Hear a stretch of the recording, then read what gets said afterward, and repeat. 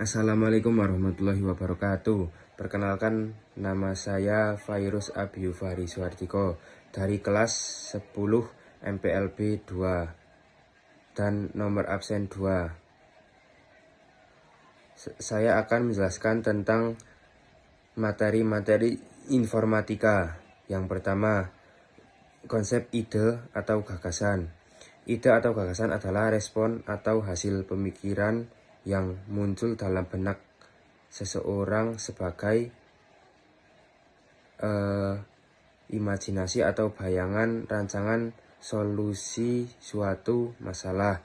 Contohnya yaitu ketika mouse kita tidak bisa berfungsi, maka otak akan secara otomatis memikirkan tentang penyebab dan solusi dari masalah tersebut. Gagasan yang dihasilkan dari berpikir panjang dan matang yaitu penalaran. Manfaat ide atau gagasan yang pertama, memberikan solusi alternatif. 2.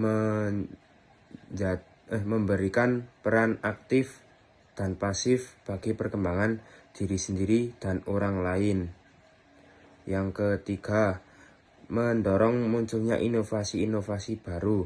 Yang keempat, memberikan contoh dan teladan bagi orang lain. Teknik memetakan ide. Teknik pemetaan ide atau biasa disebut petaminda adalah metode untuk mengkategorikan, menjabarkan, menggambarkan ide dalam sebuah sistem visual. Tahapan dalam memetakan ide yaitu menentukan pokok permasalahan yang akan dijadikan sebagai ide utama atau pokok atau tema. Nah, tipe masalah yaitu ada 3. Tema yang bersifat memaparkan sebuah kondisi, tema yang memaparkan beberapa alternatif pemecahan masalah, tema yang menjelaskan komponen pembentuk dari ide yang dijelaskan. Tahapan kedua, menentukan subtema yang akan dijadikan elemen penjelasan. 3. Kembangkan lagi dengan sub-sub item yang mungkin muncul sehingga lebih lengkap. 4. Rangkaian ide utama dan subtema harus saling terhubung secara logika dan mewakili proses berpikir yang visualisasikan. Dampak positif visualisasi dan pemetaan ide yaitu membuat poin-poin penting dalam ide, menguraikan secara detail langkah atau tahapan penyelesaian masalah, menjadikan pedoman dalam menentukan penyelesaian masalah. Langkah-langkah memetakan ide atau membuat kerangka penjelas, yaitu menentukan tema, identifikasi setiap cabang-cabang yang mungkin ada dalam tema tersebut. Kembangkan lagi subtema menjadi sub-sub item yang mungkin muncul sehingga lebih lengkap dan detail. Berikutnya ada konsep algoritma. Algoritma berasal dari kata algoritm yang berarti cara penyelesaian masalah secara logis, runtut, dan sistematis dalam waktu secepat mungkin. Karakter utama algoritma yaitu proses logika yang dinyatakan secara sistematis, rasional, dan logis, sangat dipengaruhi penalaran pembuatnya. Penalaran manusia dipengaruhi oleh faktor rasional yaitu perhitungan logis dan dapat diterima akal, serta faktor moral atau pola pikir dalam interaksi sosial. Jadi kesimpulannya, algoritma adalah serangkaian proses atau aturan yang disusun dan diurutkan secara logis dan sistematis untuk menyelesaikan permasalahan. Yang berarti hasil pemikiran yang disampaikan dalam kata-kata, tulisan maupun verba identik dengan akal dan dapat diterima secara ilmiah. Sekarang sudah masuk ke definisi proposisi. Pernyataan proposisi adalah kalimat deklaratif yang memiliki nilai kebenaran, yaitu nilai benar atau nilai yang salah. Logika proposisi. Cabang logika yang mempelajari cara menggabungkan dan memanipulasi pernyataan untuk membuat pernyataan yang lebih kompleks serta mempelajari hubungan logis antar pernyataan. Unsur-unsur pernyataan dalam logika proposisi ada 4. Yang pertama, subjek, bagian utama dari sebuah pernyataan. Misalnya, semua manusia pasti akan mati. Nah, manusia adalah subjek dari pernyataan tersebut. Yang kedua, predikat. Predikat menunjukkan sifat, tindakan, atau keadaan yang dikenakan pada subjek. Misalnya, semua manusia adalah makhluk hidup. Nah, predikatnya adalah makhluk hidup karena sifat manusia yaitu makhluk hidup. Kopula. Kopula adalah kata penghubung dari sebuah pernyataan. Misalnya, SMK Negeri 1 Wonosobo adalah sekolah terkenal di Wonosobo. Nah, kata adalah yaitu kopula dari pernyataan tersebut atau penghubung dari pernyataan tersebut. Kuantor. Kuantor berfungsi untuk menyatakan jumlah cakupan dari subjek dalam pernyataan. Kuantor dibagi menjadi 2, yaitu kuantor universal dan kuantor eksistensial. Sekarang masuk di aspek penggunaan dalam proposisi. Yang pertama, aspek bentuk. Aspek bentuk proposisi dibagi menjadi 2, yaitu proposisi tunggal dan proposisi majemuk. Proposisi tunggal yaitu hanya terdiri atas 1 predikat dan 1 subjek. Contohnya, setiap makhluk hidup pasti akan mati. Selanjutnya, proposisi majemuk. Proposisi majemuk terdiri atas 2 predikat atau gabungan dari dua pernyataan tunggal. Contoh, Linux dapat dioperasikan dengan terminal dan GUI. Selanjutnya masuk ke aspek sifat. Aspek sifat dibagi menjadi 2, kategorial dan kondisional. Kategorial adalah pernyataan mutlak memiliki nilai kebenaran atau penolakan tanpa syarat. Contoh, semua makhluk hidup yang makan dan minum pasti akan mati.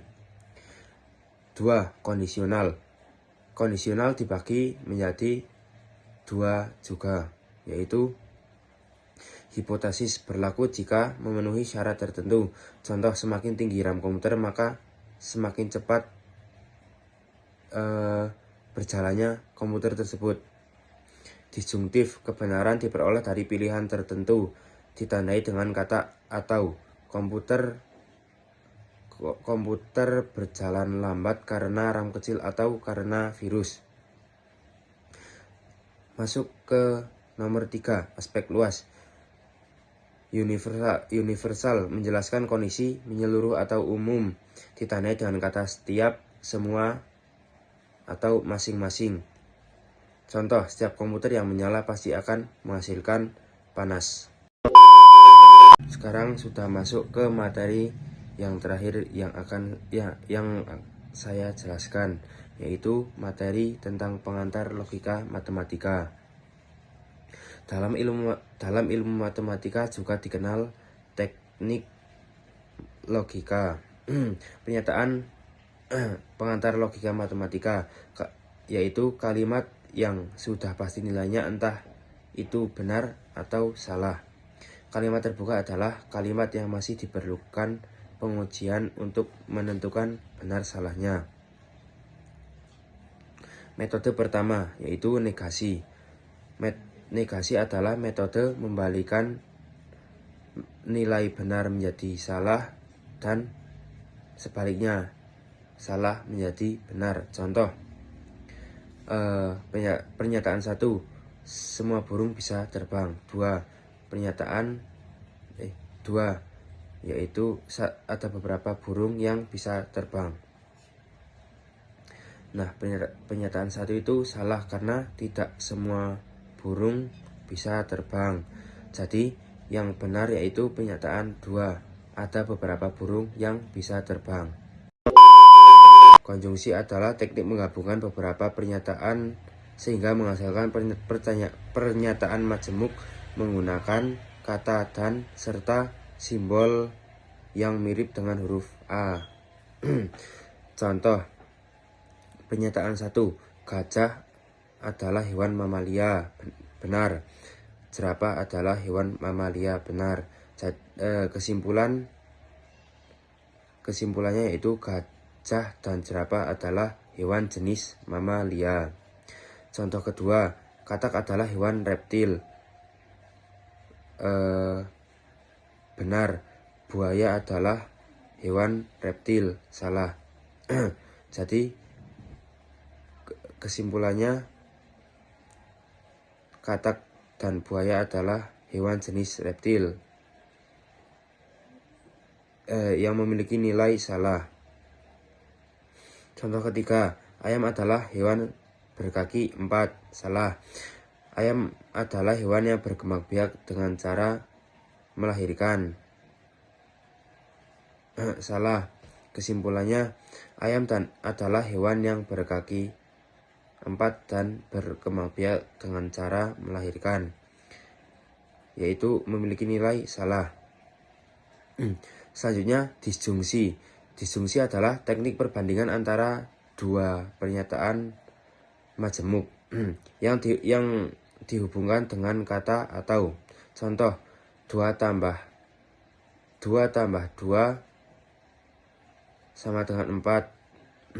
Pernyataan 1, 2 tambah 2 sama dengan 4. Pernyataan 2, 5 kali 5 sama dengan 30. Kesimpulan, 2 tambah 2 sama dengan 2 tambah 2 sama dengan 4 atau 5 kali 5 sama dengan 30 yang memiliki nilai benar. Selanjutnya, implikasi. Implikasi adalah salah satu penerapan pernyataan majemuk yang menggunakan kata penghubung, yaitu jika, maka, dengan notasi simbol tanda panah. Contoh, hujan turun. Contoh pernyataan 1, hujan turun. Pernyataan 2, jalanan basah. Kesimpulannya, jika hujan turun, maka jalanan akan basah, yang memiliki nilai benar. Contoh kedua, Putri lolos SNBP. Putri adalah calon mahasiswa. Kesimpulan, jika Putri lolos SNBP, maka Putri adalah mahasiswa. Selanjutnya, yang terakhir ada bimplikasi, yaitu salah satu jenis pernyataan majemuk yang dibentuk menggunakan kata penghubung jika dan hanya jika. Contoh, matahari terbit dari barat. Memiliki nilai salah. Pernyataan 2, 1 tambah 1 sama dengan 3. Memiliki pernyataan salah. Jika matahari terbit dari barat dan hanya jika 1 tambah 1 sama dengan 3, yang memiliki nilai benar. Sekian penjelasan materi dari saya, kurang lebihnya mohon maaf. Wassalamualaikum warahmatullahi wabarakatuh.